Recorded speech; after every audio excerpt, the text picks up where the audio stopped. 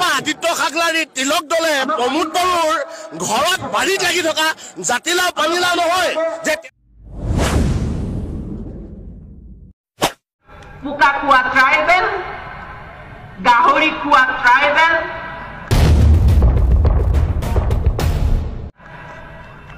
Hamuk kuat tribal, Jonggolor hak, Jonggolor pat alu kuat tribal. Angku gobang, denai mabar आफादनि मानसिफ्राबो आंखौ एसे मदद होदों न्यायखौ मोननो केसखौ होनांगौ होनदों दा आं बिसिनि थाखा फैसा लानानै आङो जेनेबा द्रप दानो 5 लाख 6 लाख लानानै आङो मुथु जायोबा आं बिसिनि बुंनाय रावखौबो आरो आंखौ मदद होनाय मानसिफोरखौबो आंहा अयनाय जागोन। खुलुमबाय रायजोफोर गिबिसिनथाराव फिथांखि ब्लग इउटुब चेनेलनिफ्राय रायजो राजा बयनिसिमबो फुंबिलिनि गोजोननायखौ आरोबाव बावहरनाय जाबाय। रायजोफोर दिनै जोङो गिबिसिनथारावनो सावरायगोन नैबे सावगारियाव नुजानाय बिनि सायाव जों सावरायगोन। नैथियावहाय हाग्रामा महिलारि बिथांनि सायाव जोङो सावरायगोन। थामथियावहाय अनजालि दैमारि मेडामनि सायाव जों फंनैसो बाथ्रा सावरायलायगोन आरो माखासे इउटुबार्सफोरनि सायावबो आङो फंनैसो बाथ्रा बुंनाय जागोन। फै अब्ला जों गिबिसिनथारावहाय नोंथांमोना नायनानै लादो नैबे सावगारिखौहाय हयथ' नोंथांमोना नुखाबाय बियो बबेनि दा जोङो बेखौ नायोब्ला जोंनि बर'फोरनि गेजेरावहाय बयनिफ्रायबो गाज्रिसिन गोसो लानानै खामानि मावग्रा सोरखौबा नायनो हायिनि थाखाय सोरखौबा गाज्रि मोननानैहाय माखासे दाय जाबसिनो नागिरग्रा दावराव दावसि एरग्लुंनानै होग्रा दावराव देख्रेब जों बयबो मिथिगौ। दा बे दावराव देख्रेबा बोसोरब्रै सिगां माखासे मोनसे न'खरावहाय रुंसारि जानानै थांनाय गावथारजानाय नैबेनि न'खराव थांनानै माखासे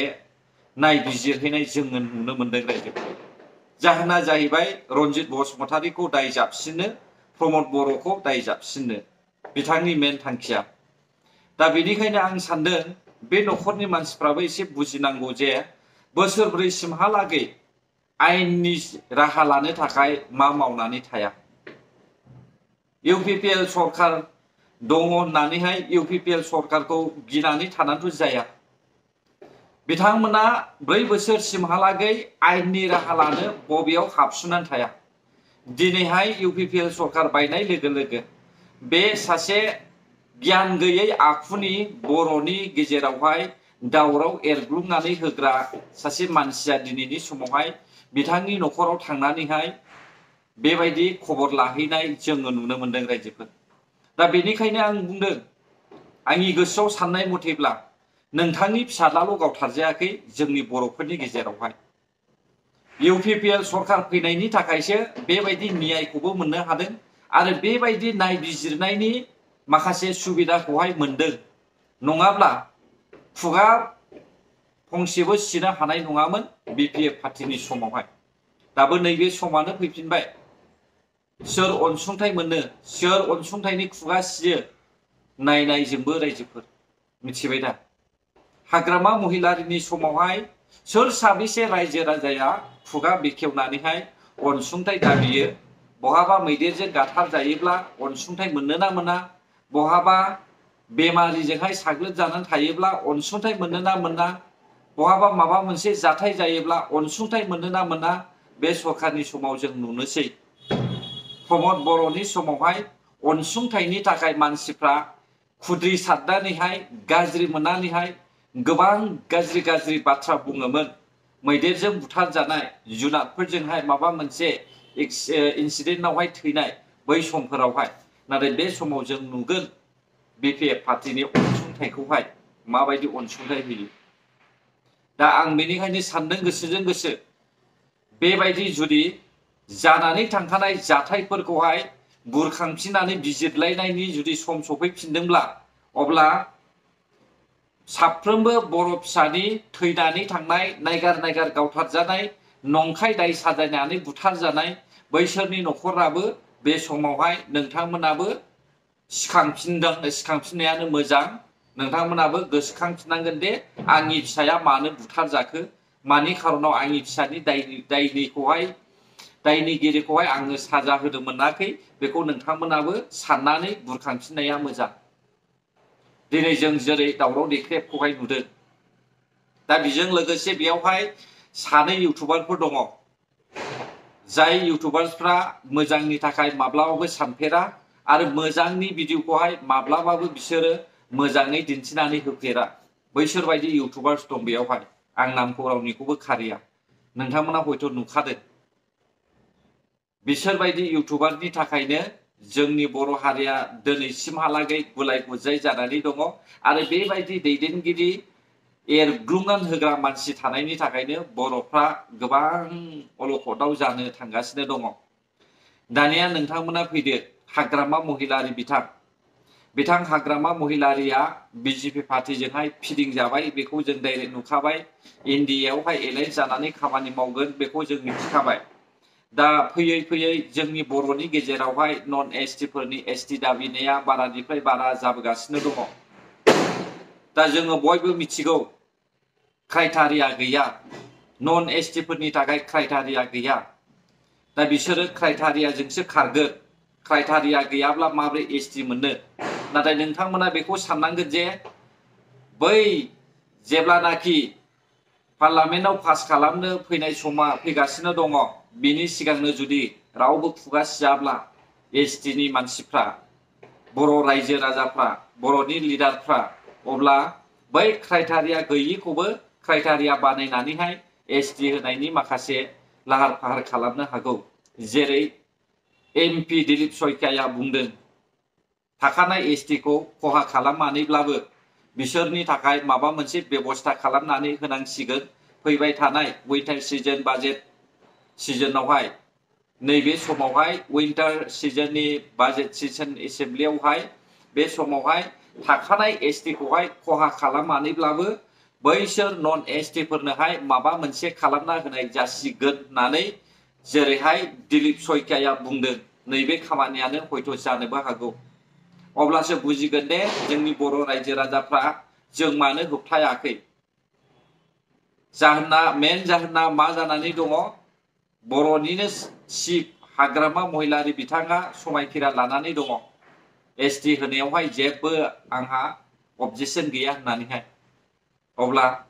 साननाया मोजां रायजो राजा नोंथांमोन सोरबा इउटुबारा जुदि ससियेल मिडियायाव बुंनानै क्राइटेरियानि बाथ्रा बुंनानै होदोंब्ला बिथाङाबो एसे गोरोन्थि बुजिदों होननानै नोंथांमोना सान मानोना क्राइटेरिया गैयिखौनो गभर्नमेन्टआसो क्राइटेरिया बानायनानै होगोन मिथिबाय दा अब्लासो जों खाफालाव आखाइ होनो गोनां जागोन बै समावहाय हख्रावब्लाबो जेबो सोलिहैनाय नङा मानोना नैबे समा दानि सरकारा बिजेपि सरकार आसाम गभर्नमेन्ट भारत सरकार ट्राइबेल हारिनि सायावहाय बाराद्राय मोजां नोजोर होनाय गैया ट्राइबेलफोरनि सायावहाय बिसोरनि नोजोरा अरायबो खेंसालिया बेखौहाय जोंनि बर'फ्रा हयथ' बुजियाखै नाथाय आंबो मोनथिगौ बिजेपि पार्टिया ट्राइबेलखौ मा खालामनो टारगेट लागासिनो दङ बेनि मेन डाटाखौहाय आंबो मोननानै दङ रायजोफोर आंबो मोनथिगौ दा रायजो राजा नोंथांमोना बेनिखायनो हुसियार जानाया मोजां बै जायफ्रा दावराव दावसि खालामबाय थादों होख्रावबाय थादों एसटिनि बिसोरखौहाय होबथानाया मोजां होननानै आं सानो सोरबा इउटुबारा क्राइटेरियानि बाथ्रा बुङोब्लानो बेयावहाय माब्लाबाबो नंगौ होननानै दासान मानोना क्राइटेरिया गैयिखौनो क्राइटेरिया बानायनानै होयो जेरै जोंनोहाय बड'लेण्डनि जायगायावहाय सान्ति सुक्तिनि एकर्ड बानायनानै होदों थिग बेफोरबायदिनो खामानि मावनानै होनो हागौ बेखौहाय नोंथांमोना साननाया मोजां जोंनि बर'नि दैदेनगिरि लिडार्स नोंथांमोना खालि थाखा फैसाखौल' नायनानैहाय माब्लाबाबो जाथिखौहाय फेहेरनो हाया आरो जाथिखौहाय फोथांनानै लाखिनो हाया बे समाव जों खोनासंगोन अनजालि दैमारी मेडाम मा बुंदों नोंथांमोनाबो खोनासं মই প্ৰথমতে আপোনালোকক সুধিব খুজিছো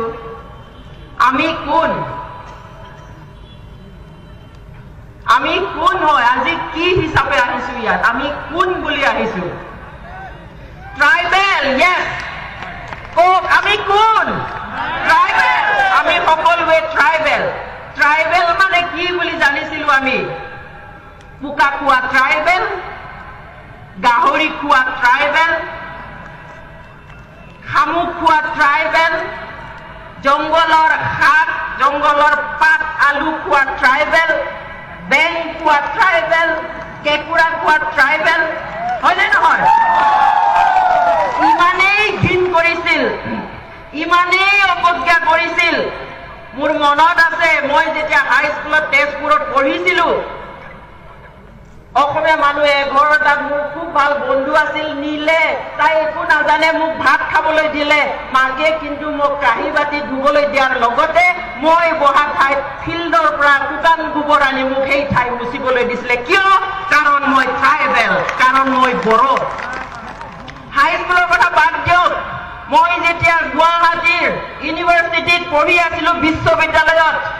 আমি থকা হোষ্টেলৰ কাষত বানপানী হৈছিল কেঁকুৰা ওলাল থাকিব নোৱাৰি পেলাই আমি কেঁকুৰা ধৰি আনি পুৰি খালো এগৰাকী মিচিং ছোৱালী আৰু মই সেই মিচিং ছোৱালীগৰাকী এতিয়া বহুত ওপৰত এটা ভাল পোষ্টত আছে তাৰ পিছত আমাক কি কৰিলে সেই হোষ্টেলৰ বাকী ছোৱালীবিলাকে মিটিং কৰিলে অঞ্জলি তোমালোকে বোলে ইয়াত আমাৰ পাকঘৰত বোলে কেঁকুৰা পুৰি খাইছা কেনেকুৱা কথা বহুত পাইছো বহুত দেখিছো তথাপিতো আমি গৌৰৱ অনুভৱ কৰো উই আৰ ট্ৰাইবেল আমি জনজাতি আমি ট্ৰাইবেল সদায় পোক খাম সদায় গাহৰি খাম সদায় শামুক খাম যি পাৰো চব খাম আমাৰ আইডেণ্টিটি আমি সদায় ৰাখিম কথা ট্ৰাইবেল ডিমাণ্ড কৰি নাপায় its not a matter of demand it's a matter of identification যিসকল জাতি পিছ পৰি আছে যিসকল জাতি উন্নত হোৱা নাই যিসকল জাতিক এক্সট্ৰা যত্ন ল'বলগীয়া আছে সেই পাঁচটা ক্ৰাইটেৰিয়া যিসকল কৰে তেওঁলোকক চৰকাৰে নিজেই বাছি চাই যে এওঁলোকক ST ষ্টেটাছ দিব লাগে বুলি আইডেণ্টিফাইহে কৰে বিচাৰি পেলাই দিয়ে কিন্তু ডিমাণ্ড কৰি নাপায় এইটো ডিমাণ্ড কৰি লোৱা বস্তুৱেই নহয় কিয় বুজি পোৱা নাই আমাৰ অসমৰ ST বিচৰাসকলে it's not a matter of demand it's a matter of identification दा बिथांमोन बायदियानो इसेबां मोजां बुजिनो गोरों क्राइटेरिया गैया मा गैया बेफोरखौहाय बुजिनो गोरों थेवबो बिसोरनो बर' हारिखौहाय दिनैनि समावहाय बै ST होनो नागिरग्रा मानसिफोरजोंनो सापर्ट खालामनानै दङ रायजोफोर अब्ला मा बुंनो जोंलाय बर' हारिया आंलाय साबायल' सिम्पोल इउटुबार मोजां गाज्रिनि सायावहाय बिजिरनानैहाय भिडिअ बानायग्रासो बबेया रियेल बबेया नंखाय बेखौहाय आङो सायख'नानैसो भिडिअ बानायो आरो आङो गाज्रिद्राय भिडिअफोरखौहाय मालाबाबो ससियेल मिडियायावहाय इउटुबावहाय हगारनानैबो होआ बेखौहाय हयथ' नोंथांमोना मिथिखागौ आरो नायखायोबो नोंथांमोना आंखौ गोबाङानो सापर्ट खालामो दा नोंथांमोननि सापर्ट खालामनायावसो आङो बेसिमहालागै आङो आगान सुरबोनो हादों आसा खालामो इयुननि समावहाय बेबायदिनो सापर्ट खालामलांबाय थागोन गोजोन्थों अब्ला जायफ्रा आंनि भिडिअखौ जोबजासे फैबाय बर' हारि जै जाथों जय बर' हारिनि